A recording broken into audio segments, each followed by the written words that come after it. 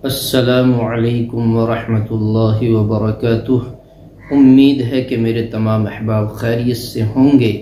अल्लाह से दुआ है कि आप जहाँ भी हों सही सालिम रहें, खुश व खुर्रम रहें। देखिए मेरे भाई, इस वक्त में नज़ला, खांसी, बुखार, सर दर्द की बहुत ज़्यादा शिकायत है। आप परेशान ना हो। शरबत बनफ़सा ये बहुत आम सी दवाई है और बहुत मुफीद और कारआमद है। शरबत बनफ़सा ये दर्द सर, बुखार और गुर्दे के दर्द के लिए, सीने के दर्द के लिए बेहद मुफीद है। ज़ुकाम को ज़ाइल कर देता है, नज़ला, खांसी, बुखार को बिल्कुल जड़ से ख़त्म कर देता है। इसकी तरकीब इस्तेमाल करने की ये है कि आप 2 ढक्कन शरबत ले लें। ये शरबत है, एक शीशी आती है इसकी, और आप 1 पाव पानी में, 1 गिलास पानी में उसको घोलकर सुबह पी लिया करें।